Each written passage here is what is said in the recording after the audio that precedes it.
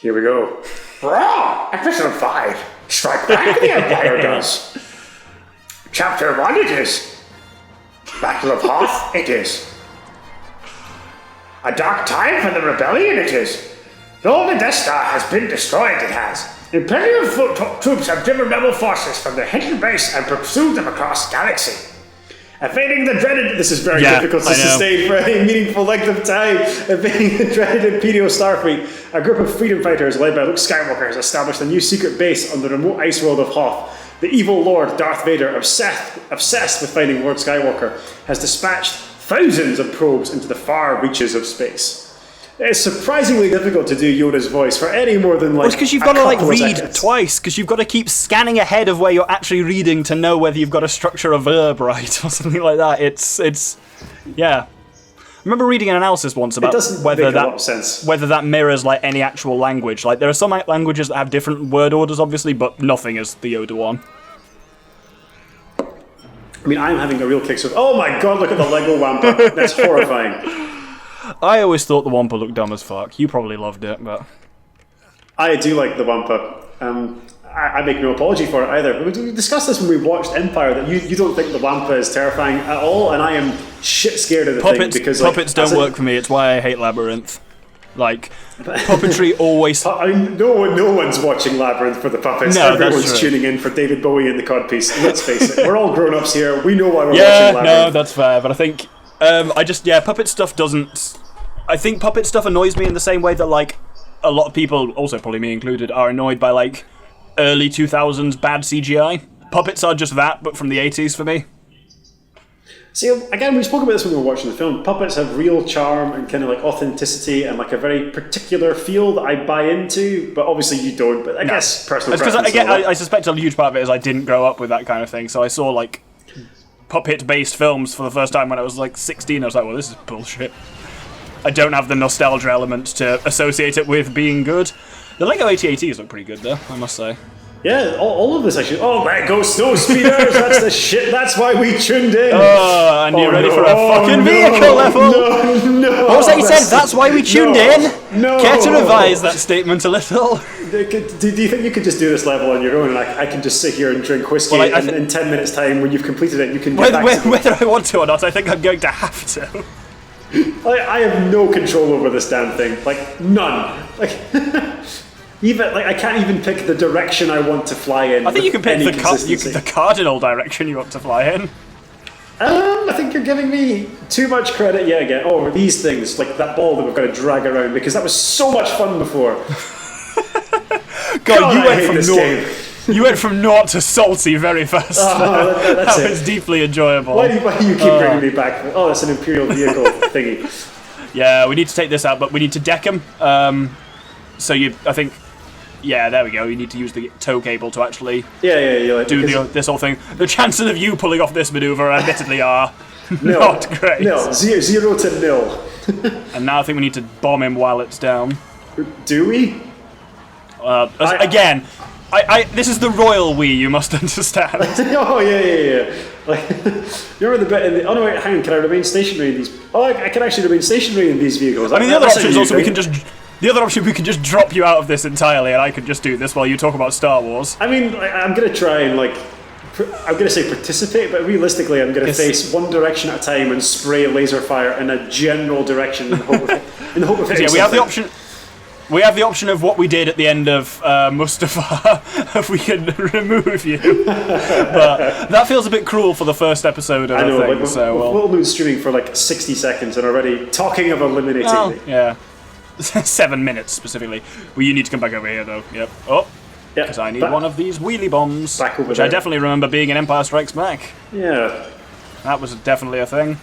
I'm assuming this thing can't get back up again anyway. Kaboom! Excellent. Good work there, Doctor. You really showed that AT-AT who's boss. How do we... Oh, for God's sake. Do we have to blow that up as well? Let me work for this. Yep. There's a lot of things we've got to blow up. What kind of crazy engineer designs a bomb that you have to roll along the ground behind an airborne vehicle? It makes no sense. Yeah, it's one of very few things that's in these Lego games that I don't think is based on anything in an actual Star Wars game. It's film. It's like the developers sat down and thought, we're just having a real shit day. How can we make this as uninteresting and as difficult and frustrating for the players as we possibly can? Yeah. Like, I wouldn't mind if the rolling bombs were something that existed in Star Wars, but to my knowledge, they're not. No, maybe because they're ridiculous. Maybe the comments can correct us and be like, so maybe actually in the expanded universe, in issue such and such of the Dark Horse comics series, Vader uses the rolling bomb, and to them I say, fuck you. Well, I like the fact that the idea of like a rolling bomb that you tow behind a spaceship is too ridiculous for the Star Wars films, and that's quite the whatever the opposite of an endorsement is. There's very few things that are too ridiculous for the Star Wars films in this world of space wizards. This is the film. Exactly. I was gonna say space wizards. Space wizards and little goblin men in space. The rolling bomb is like something that's just a bridge too far for us. Oh, that's a lot of probe droids. I'm guessing we're going to have to chase thousands of probe droids, as the opening crawl told us, no less. Oh, do we have to go around and take them all out? Cool. I remember this part of the film very, very vividly. Again, I'm just going to keep relatively stationary. Well, you got one of them. Excellent. I think. I mean, that was completely intentional. I'm helping. Yeah. It's like when you're like cooking with a kid and like you give them like a spatula and tell them that they're helping you make the cake, but they're not. I got one. That's the line from episode 4, isn't it? Where Luke is like overjoyed that he's like killed a man. Well, when you put it that way, it sounds fucked up. We can't gloss over the fact that like, Luke Skywalker just annihilates about 5 million people when he blows up the Death Star, and is very thrilled about it. This is our hero. Really, yeah. This is our hero. There we go. Well, we did that. Let's see what happens now. Is it too early in the episode for us to discuss like our differing attitudes towards The Empire Strikes Back, where you don't have any particular affection for it, and I legitimately think it's the finest Star Wars film? That's not what I have issue with. I have issues when people say it's legitimately the finest film ever, full stop, which is a not uncommonly held view. We talked about this last time. I think one of the things I will agree with you on is it's a very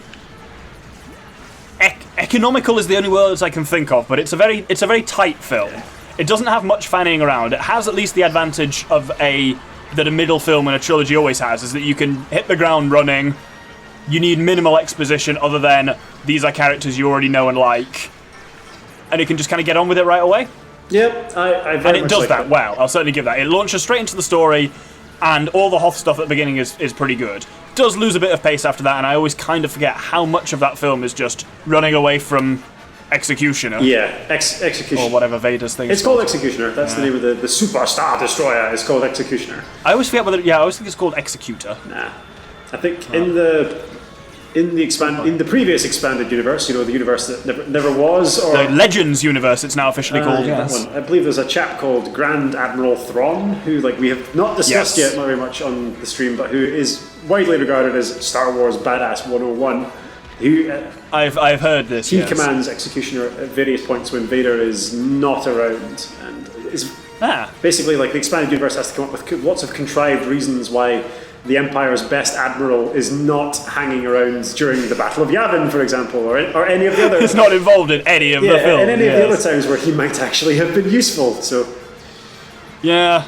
Well, I guess you could say he was there, but then I suppose the issue with him being there is why was he not destroyed with the rest of the fleet? I think the contrived reasons, like he's out in the Outer Rim doing stuff. He's off. Yeah, well, I suppose villaining. Well, this is one of the things we know. This is one of the things we noticed. I've been missing. Where the fuck is this last one? There it is. Oh, there it is.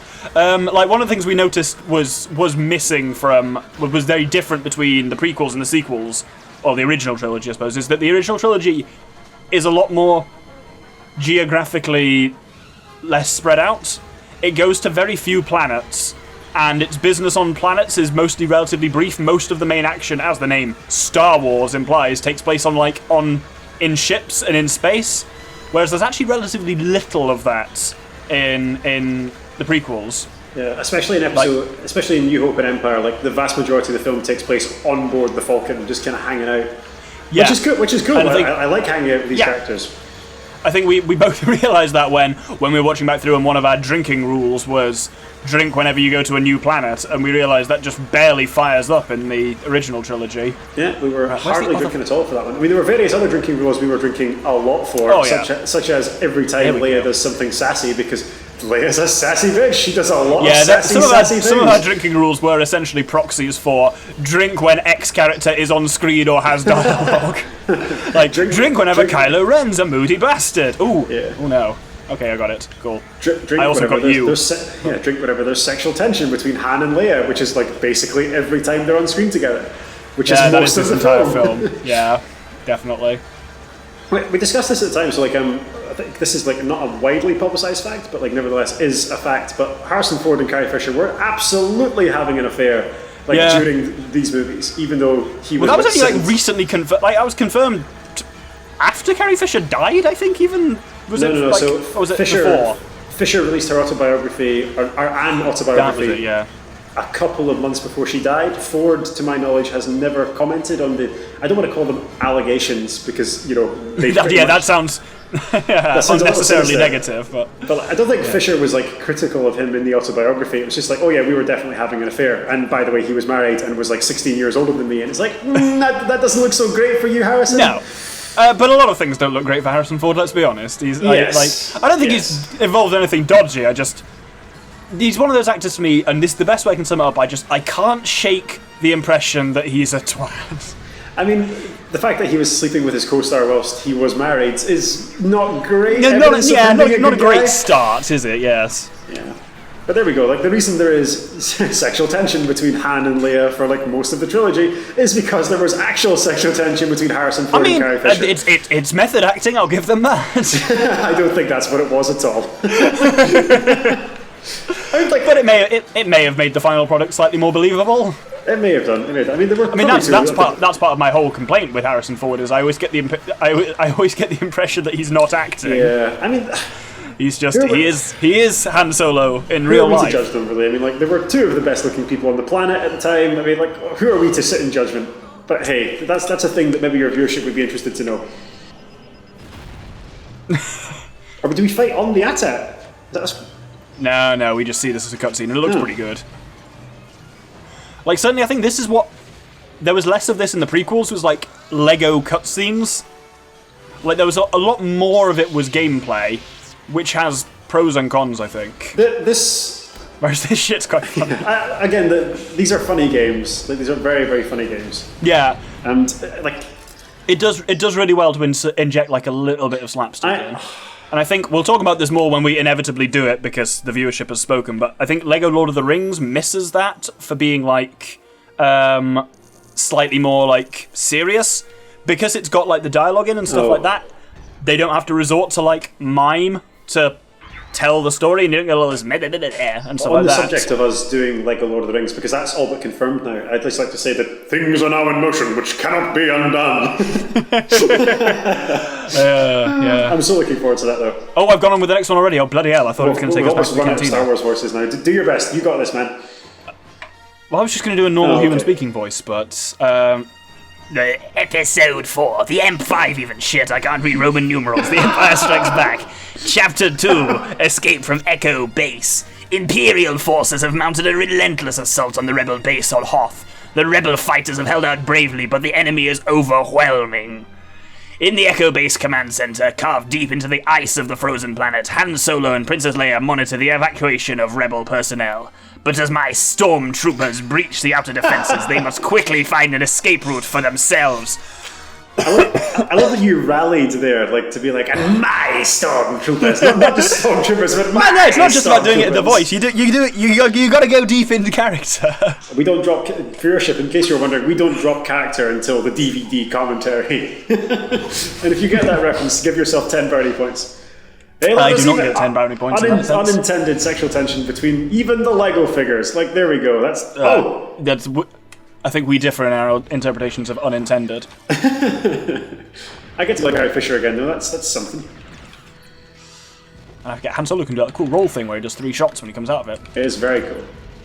I don't know I think Leia can't do that because only certain characters seem to be able to like roll.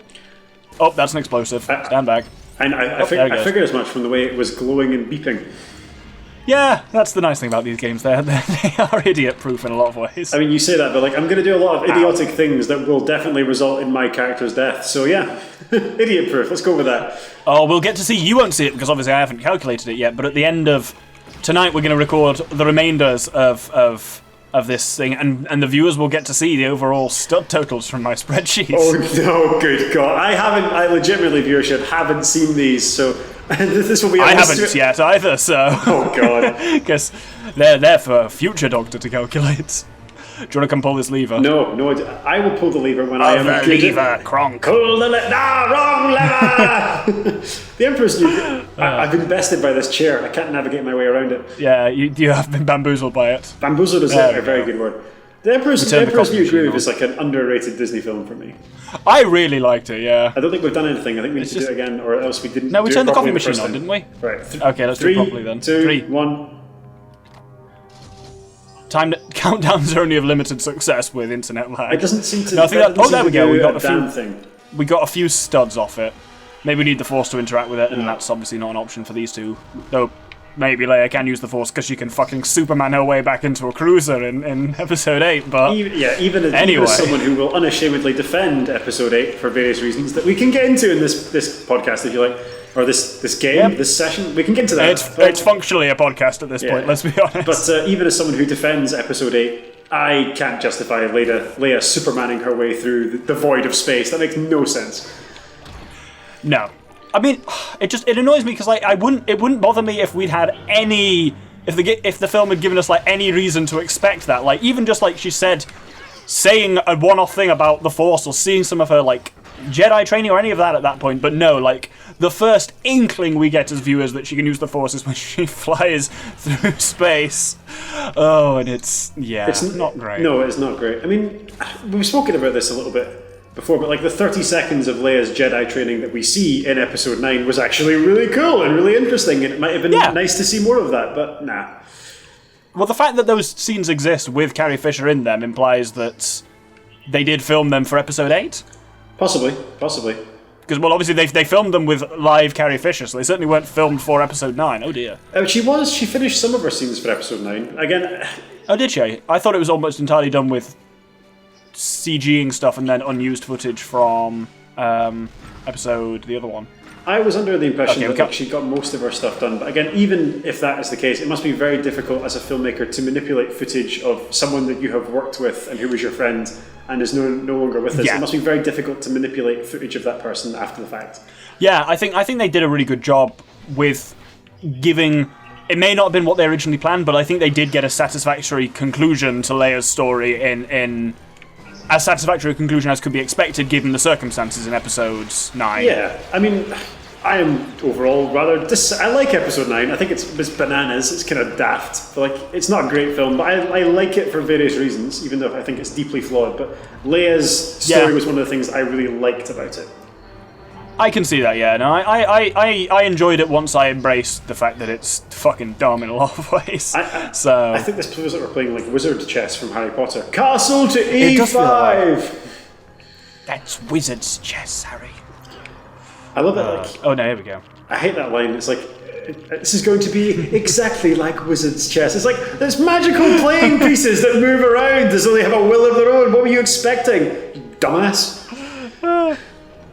I think I'm getting more militant. What have you done? I've created some kind of snowmobile? Is that what I've created? I guess so. Which seems to have 3PO's little thing on the back of it. Oh, I'm remembering something. I think you can use it to catapult 3PO around. Well, why we want to do that? We're going to be making extensive use of. Oh my! Thank them. Oh, we haven't done. Thank the maker. All right, well. Have you commented on the channel yet? Guess who just got his inspiration for the next voice he's going to do for the next opening crawl? What, 3PO? Yes, because somehow we've not done that yet. We haven't done 3PO, no. He's very similar to the other ye olde English sort of actors, as in he's very similar to Alec McGuinness. Are you ever going to let me forget? Probably not. No, absolutely not. That's fair. God, speaking of famous Scottish actors, I saw the other day a recent, as in within the last 6 months, photo of Sean Connery. He's not aged well. Well, he's in his 80s. He's aged like a fine milk, I think. Do you know the story of how he was cast as James Bond? It's one of my favourite showbiz stories. Yeah, go on. So he met with Ian Fleming and Albert Broccoli, who were, I think Broccoli was his name, but anyway, the chap who was like the producer on lots of the original James Bond. Because it's that same family that still does all the Bond films to this day. Yeah, I think it's his daughter now who produces the Bond films. Yeah. Anyway, regardless, they had lunch with Connery to determine whether or not he was going to be a suitable James Bond for them. And they didn't really like him, they just didn't think that he was movie star, good looking enough. They thought, we just don't see this guy as James Bond. So Connery went up during the middle of the lunch and he went to the bathroom. And Fleming and Broccoli turned to the woman who was having lunch at the table next to them and said, look, the gentleman that we're having lunch with, is he attractive? Would you have dinner with this man? And the woman turned around and just looked at them and went, oh, God, yes. and subsequently they decided, all right, okay, there's obviously some sex appeal here that we're not picking up on, but women seem to like him and that's what we want. So they cast him as James Bond. Nice, that's actually pretty good. Do you want to bring that thing over here? Because I think we need to get 3PO up onto that thing, and we can utilise this device. There we go. Oh no, I'm up again, and I'm down. There we go. Yeah, no, I was reading a thing. Shockingly, there was a poll recently that came out that revealed that Britain's favourite Bond is Sean Connery in a utterly unsurprising turn of events. Yeah, I mean, here. Right, launch me up there. How do I launch you exactly? Not that button. Hang on, I need to come back into the... Actually, I did it. Oh, really? Okay. I just walked off it. But yeah, like there was an argument which. So I don't hugely like Sean Connery as Bond. He's all right. He's not Daniel Craig, but he's also not great. But they argued that dislike Daniel Craig. Oh, I strongly dislike Daniel Craig. Interesting. Well, I don't know, because I don't know if I dislike Daniel Craig or I dislike the writing of every Bond film with Daniel Craig in it. But at some point, it becomes hard to disentangle the two. I think that's fair. Okay, I mean, I don't have two. I don't think I've liked any of them. Casino Royale was not terrible. Skyfall was mildly entertaining. I like both Casino Royale. If only for the scene where your man blasts a dude in the face with a shotgun and then goes, "Welcome to Scotland," which I thought was great. But other than that.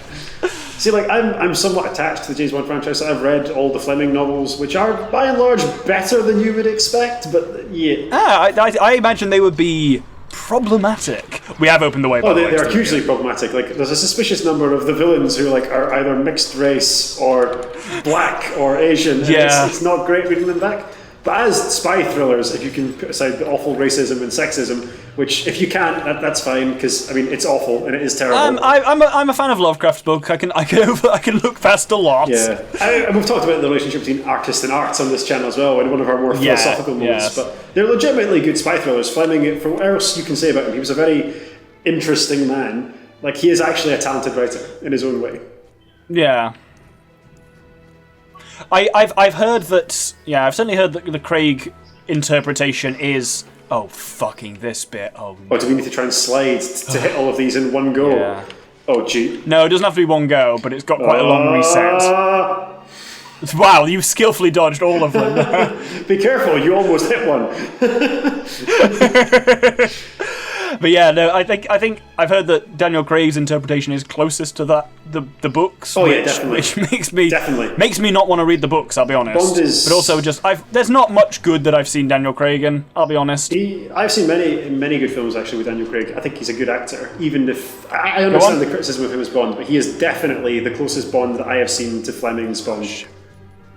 For better or worse. If nothing else, yeah, that makes me think I wouldn't like the books. Oh, I can do a Star Wars segue here. So, like, did you know, viewership, I know that you know this because we pointed it out at the time, but Daniel Craig plays the Stormtrooper who is Jedi mind-tricked by Rey in The Force Awakens. There was one I was reading recently of someone who was like a random... Oh, no, it wasn't. It was that in Episode 8... You know when they're in like that weird ice planet with the weird sparkly ice wolves at the end? When they're like in the cave there and there's a couple of like resistance fighters? Oh, we can't do anything here yet. Can we shoot this? No. Anyway, so I tried to. Yeah, like there's various resistance fighters in there, of which 3 of them are Mark Hamill's kids. Oh, I like that. That is good. But I never knew that. That was quite cool, actually. Yeah. Yeah. Allegedly, the story goes Daniel Craig was do you want to hop on the other Bond switch? movie on the next backlot, basically from Episode 7. And they were like, he came over to be like, oh, hi, how's it all going? He asked to visit the set. And he's like, is there any way I can be in the movie? And they're like, someone fit James Bond for a Stormtrooper outfit and get it done yesterday. That's a great sentence to be able to say at any point in your career. Get this man, James Bond, a Stormtrooper outfit. You know what? I watched recently. Have you seen Knives Out? No, I very much want to see it. Please don't spoil it, because I know it's a good film. I know it's a whodunit, so if you can get. Yeah, it's a very good whodunit, and Daniel Craig is pretty decent in it if you can look past his absolutely fucking abysmal American accent. Yet another connection to the Star Wars universe. I believe Knives Out was directed, possibly produced, maybe written by Rian Johnson, the man who directs Episode 8. Oh, was it? Huh. Yeah. He also directed some of the better episodes of Breaking Bad. He's a very talented filmmaker, in my opinion. I could never get into Breaking Bad. Oh, yeah. Well, I mean, this is new. I tried, and then everyone's like, "Yeah, no, just stick with it for 3 more seasons, then it gets good." And I'm like, "No, I don't accept that about films and TV series in general. Like, oh, it's so good, and you watch 20 hours of it, and it's like, this wasn't that great. Like, oh, it doesn't get good till season 3. I was like, I'm not devoting 60 hours of my life to a thing just in case it gets good. It's like, if that was a relationship, you would have dumped them. I mean, yeah, that's it. I'm not interested in having an abusive. Are you all right? I don't. I've had quite a lot of whiskey already. I don't really know what I'm doing. Well, it's just more that you were really close to the lever, but you kept what can only be described as overshooting somehow. Yeah. Again, viewership, like my ineptitude for these games is well established. This should come as no surprise to you. I'm here to keep the doctor. Yeah, company. and that's the thing. Like you. There is a certain amount of explaining it as whiskey or as connection difficulties or something like that, but at a certain point, there's a baseline. Let's put it that way. I'm just okay. Oh my god, we get to ride Lego Tauntauns. We do. I don't. I don't see how this helps us. Is the problem. Who cares? This is awesome. I don't know how our situation is better for having unlocked these. Oh, bloody hell, you jump like the clappers off them, though. Well, I thought they smelled bad on the outside. Hey, very good, very good. Can we use them to jump over the force? No, we can't. No, I tried. Can we fire the Tauntauns into the force field to jam it up? I don't know. Nope, that's it. Both ineffective and unethical. Can we use these guns? I'm almost certain there was an episode of Mythbusters where they work out if... They try and work out the temperature of the interior of a Tauntaun's carcass and the temperature on the ice planet of Hoth to work out whether this could legitimately have saved Luke Skywalker. And apparently it very probably could have. There's certainly a Bear Grylls thing where he gets inside a camel to survive like a desert night, because obviously they're surprisingly cold, and that works. I think it's a similar kind of like calculation they do. They work out how much insulation a Tauntaun has. Would it retain the body heat of 2 grown men? But that's if the thing. The temperature outside was such and such. If you think about how a simulation. Oh, we need to get on top of it. Oh, that's what the Tauntauns are for getting on top of the Falcon, where we need to do some repairs. Loyal steeds, faithful companions, the backbone of the rebellion. But yeah, there's. If you think about, like, obviously, assuming Tauntauns can survive on just on the surface of Hoth, which is a whole thing anyway, but if they can, then presumably they have enough insulation to maintain an internal body temperature. So if you go inside them and seal it up well enough, they've got similar metabolic processes to a human in terms of heat generation. They're just better at holding on to it, I suppose. So that is true. That is very, very true. Speaking as a biologist. I'm about to say, like, oh, there we go. More kissing. Excellent. It never occurred to me, but like, this is something that is literally just coming into my brain right now. Later on, when Han and Leia and Chewie encounter Vader on Bespin, where he's been sitting there dramatically waiting for them to come to dinner, like, that's literally Leia bringing her boyfriend home to meet her father, and that's all manner of fucked up. Yeah, I never thought of it that way. Also, I love how, if you look there at the characters we've unlocked versus the ones I've bought in the shop, you can tell which characters I like. Because there's like Watto, Boss Nass, Jango Fett, and Kit Fisto are the 4 characters I've and Darth Maul are the ones I've actually purchased. Well, anyway, I know you like doing the outros. Would you like to sign off on this episode? Yes, thank you very much for joining us for this episode, Internet. You stay frosty, and we'll see you soon. Thank you very much, and goodbye. Did you get that pun? Did you get the pun? Like, stay frosty because oh god! Oh, why did I hire you? I just really hired. I've yet to see any of the royalties from these videos. Yeah. Actually, we need to talk about that because I'm thinking of using some of the royalties from these videos to send you up a decent microphone. My microphone. Oh, right, an actual microphone that I can plug in and record with. Yeah, like it'd be a USB one that's a headset with like a boom on it that will record decent quality because it's the same one a couple of us use. I want, like, when you edit this is a note to future Doctor. I'd like you to edit it such that, like, my explanation of the pun is definitely included before we cut the episode.